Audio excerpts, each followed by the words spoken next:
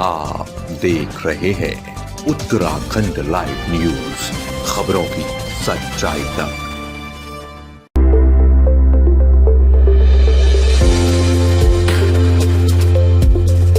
नमस्कार, आप सभी का स्वागत है उत्तराखंड लाइव न्यूज़ पर। मैं हूं आपके साथ अंजलि।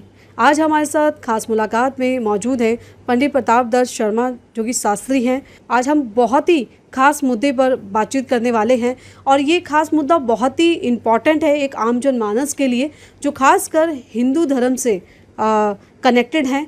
तो सभी दर्शकों से सबसे पहले मैं कहूँगी कि आप जैसे इस इंटरव्यू के लिए देख रहे हैं तो आप अलर्ट हो जाइए, क्योंकि आज बहुत ही एक इम्पॉर्टेंट टॉपिक पर आज हमारे साथ सर मौजूद है और आप सभी लोगों के लिए एक खास मुद्दे पे बात करने वाले हैं। सर, सबसे पहले स्वागत है आपका उत्तराखंड लाइव न्यूज़ पर। बहुत बहुत धन्यवाद आपके चैनल का।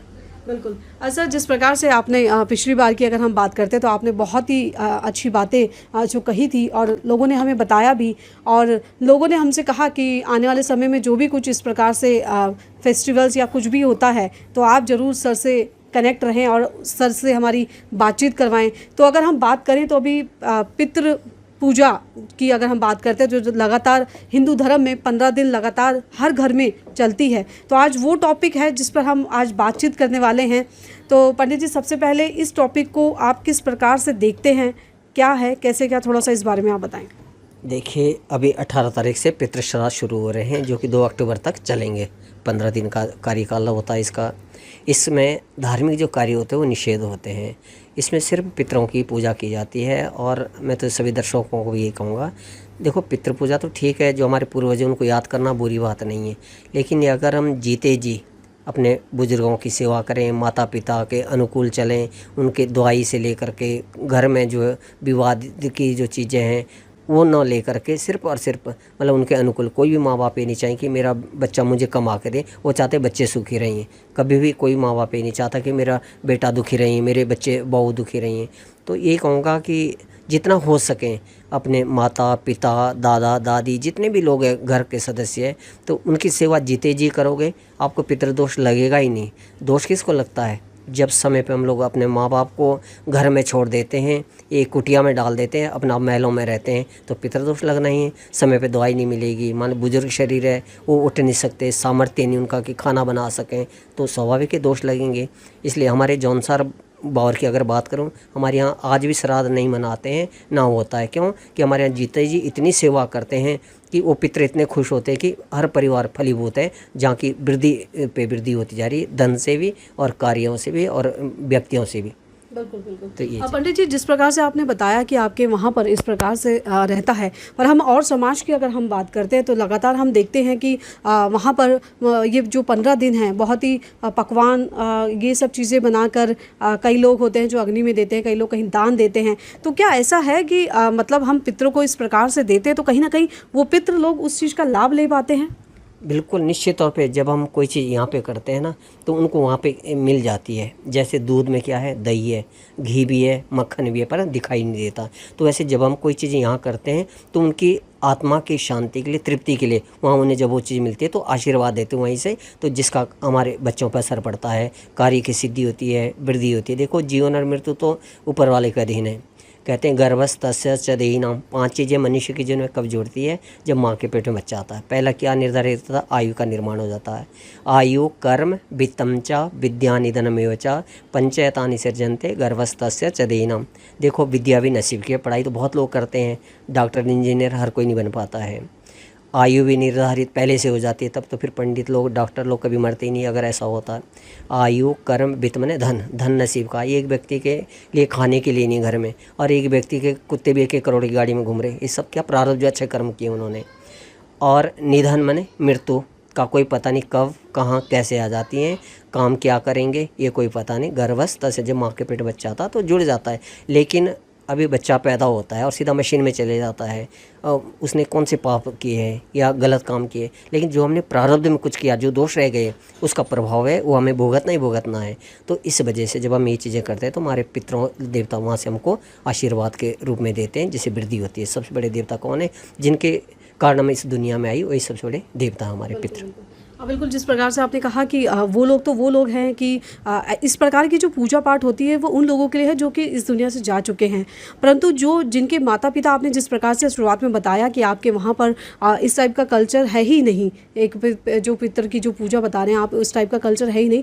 ये आपने बहुत ही एक अच्छी बात बताई और ये सुन के आज हमें भी बहुत एक खुशी हुई है कि इस प्रकार का आप लोगों के यहाँ कल्चर है। और वही चीज़ एक आम जनमानस के लिए आपने बहुत ही अच्छा बताया कि व्यक्ति इस तरीके का हो। मैं आपको सच बताऊँ कि हम कई बार ऐसा देखते हैं कि जब लोग रहते हैं, बहुत बुजुर्ग हैं, उनके आसपास कोई नहीं होता, हालांकि 3 बेटे हैं, 3 बहू हैं, पोते हैं, पर उनको करने वाला कोई नहीं होता। तो इस प्रकार के लोगों को, आपका कहना यह है कि इस प्रकार के लोगों को पितृदोष जरूर लगता है, जो कि बुढ़ापे में बेसहारा के लिए छोड़ देते, कोई सहारा नहीं देते हैं। तो उन लोगों के लिए क्या कुछ खास मैसेज चैनल के माध्यम से आप देना चाहेंगे? देखो, मैं यही कहूँगा कि कभी भी आपको दोष नहीं लगेंगे। दोष होते हैं मन में, जैसी हमारी सोच होती है, विचार होते हैं, वही हमें पकड़ जाते हैं।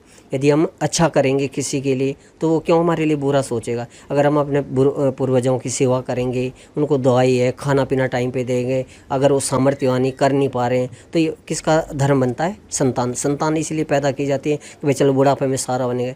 अब आजकल क्या है, हम खुद विदेशों में जा रहे हैं, बाहर घूम रहे हैं, माँ बाप को मेले में भी नहीं ले जाते हैं, शर्म मानते कि हमारा बुजुर्ग है। लेकिन उन्हीं बुजुर्गों का आशीर्वाद से जो आप वहाँ तक पहुँचे हैं, अगर विद्या के प्रभाव कह लो या पितरों का आशीर्वाद कह लो, देखो ये सब चीज़ें तभी संभव हो पाती जब अब घर में बड़े लोग हैं जिनका आशीर्वाद से, कृपा से, जिसके कारण हम दुनिया में आए हैं। तो अगर हम उन्हीं का सम्मान नहीं करेंगे तो भगवान भी हमको नहीं सम्मान देते हैं, नकार देते हैं। तो इसलिए कहूँगा कि जितना हो सके अपने माता पिता, भाई लोगों की, बुजुर्गों की सेवा जितनी जीते जी करोगे ना, किसी तीर्थ में भी जाने की आवश्यकता नहीं है। माता पिता की सेवा जिसने की हो, तीर्थ चार की, किसी भी तीर्थ में, ठीक है, तीर्थ में जाना बुरी बात नहीं। तीर्थ में जाने से क्या होता है? पादम पवित्रम कर तीर्थ गमनम। भाई तीर्थ में जाने से क्या होता है? पाँव की शुद्धि होती है। दान देने से क्या होता है? हाथों की शुद्धि होती है। मन की शुद्धि, तीर्थों में जाने से क्या होता है? मन की शुद्धि होती है, धन की शुद्धि होती है, शरीर की पवित्रता बढ़ती है। तो दान देने से थे। लेकिन पितरों के लिए अगर आपने उनको स्वच्छ रखना, अच्छा रखना है, आगे का पीढ़ी को सुधारना है, तो आप अपने माता पिता को, विशेष करके बुजुर्गों को, उनके जितनी ज़्यादा, या कोई भी दीन दुखी हो, उनकी सेवा करोगे। अभी मान ले जाए कोई व्यक्ति भूखा है और उसको 50 रुपये भी, अगर हम, हमारे पास सब कुछ है, सामर्थ्यवान होते हुए भी हम उनको 50 रुपये का भोजन ना करवा पाएँ, उस दान का क्या करना है? और कैमरे के आगे दिखाएं हम 500 के नोट, तो कोई फ़ायदा नहीं उस अमीरता का। मैं तो ये कहूँगा सबसे ज़्यादा गरीब वो लोग हैं। तो इसलिए ये कहूँगा जितना हो सके, जितना कर पाएंगे, माता पिता की तरफ ज़रूर ध्यान लगाना, जिन्होंने हमें, जब माँ के पेट में बच्चा आता है, 9 महीने का रहता है, कितनी पीड़ा होती होगी। फिर उसके बाद गीले में बच्चे को हटा करके अपने आप गीले में चले जाती है और अपने आप बच्चे को सूखे में रखती है। तो जैसे बच्चा थोड़ा बड़ा होता है वो सब कुछ भूल जाता है। एक बीवी के आने के, मतलब ये नहीं सारी बीवी एक जैसी नहीं, पर अक्सर क्या होता है, पहले भाइयों में बड़ा प्रेम होता है, घर में सब अच्छा चलता है। कारण क्या कि महिला के आने पे बिखराव आ जाता परिवारों में, ये मेरा, ये तेरा, अयम निजम परो वेति गणना लघु चेतसाम। नीति शास्त्र कहता है कि अयम अपना, निजम पराय, ऐसी गणना मूर्ख लोग करते हैं। जो अच्छे लोग हैं, जो विद्वान लोग हैं, उनके लिए वसुदेवा कुटुंब का, पूरा परिवार, पूरा संसार एक कुटुंब, एक परिवार के समान है। तो ये कहूँगा जितना हो सके आपको दोष कभी लगेगा ही नहीं किसी भी रूप का, यदि आपने अच्छा किया हो, सबके लिए किया हो। बिल्कुल, जिस प्रकार से अभी आपने बताया कि कुछ लोग अलग हो जाते हैं या महिलाओं के आने से इस प्रकार का हो जाता है, तो कई बार हमने ऐसा भी देखा है कि जहाँ पर पेरेंट्स हैं वो वहाँ पर बच्चे के साथ रहना ही नहीं चाहते हैं। बच्चा करना चाह रहा है, उनकी सेवा करना चाह रहा है, पर वो वहाँ रहना नहीं चाहते। तो इस विषय को आप किस प्रकार से देखते हैं? देखो, उसमें एक ही कारण है, बच्चा तो करना चाह रहा, पर जो बहू है ना, वो करने नहीं देना चाहती है। वो चाहती है कि सिर्फ मैं और मेरे बच्चे। जहाँ पर मैं शब्द उत्पन्न हो गया ना, वहाँ नाश का कारण बनता है। देखो, जब बकरी मैं करती है ना, गर्दन कट जाती है। तो इसलिए जो है, मुर्गा सुबह जगाने का काम करता है, उसकी गर्दन पहले कटती है। तो इसलिए कड़वा होता है सदा सत्य का जब जाए, अमृत समगुणवान है अंतर में। भाई बुजुर्ग लोग, कोई भी माँ बाप ये चाहेंगे मेरे बच्चे गलत काम करें, अब उससे रोकते हैं तो उनको वो चीज़ें बुरा लगता है, पीड़ादायक होता है। तो अगर वो कड़वी दवाई पी ली तो जीवन में कभी नुकसान नहीं होंगे। देखो सुख और दुख तो जीवन का हिस्सा, बूढ़ा सभी ने बनना है, एक जैसा तो व्यक्ति नहीं रहेगा। तो आदमी को हमेशा ये सोचना चाहिए कि जो स्थिति आज इनके साथ कल के दिन हमारे साथ भी आएगी, तो इसलिए हमें रास्ता पहले से बनाना चाहिए, ना कि एकदम बन पाएगा। तो ये संदेश दूंगा कि जितना हो सके अच्छा बोलो। चलो आप कुछ और भी नहीं कर सकते, कम से कम बोल तो अच्छा सकते हैं। अब गाली गलौज करेंगे जिन माँ बाप ने, बुरा तो लगेगा ना। तो इसलिए जितना अच्छा बोलेंगे उनकी आत्माएं खुश होंगी, आपको वहीं से आशीर्वाद मिल जाएगा, आपको पितृदोष कभी लगना ही नहीं है।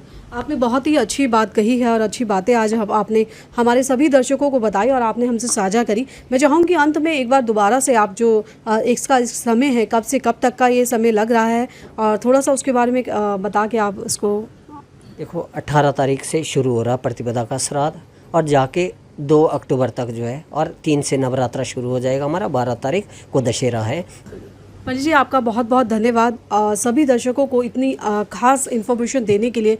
और मैंने भी आज पहली बार इस तरीके का सुना है, और मैं बहुत ही मुझे खुशी हुई कि आपके वहाँ का कल्चर इस तरीके का है। आपका बहुत बहुत धन्यवाद सर हमारे आज चैनल पर जुड़ने के लिए। नहीं, धन्यवाद तो आपका, आपके चैनल का बहुत बहुत, जिन्होंने मतलब जो है इस चीज़ के चर्चा के लिए बुलाया है, तो इसके लिए बहुत बहुत धन्यवाद, बहुत बहुत नमस्कार।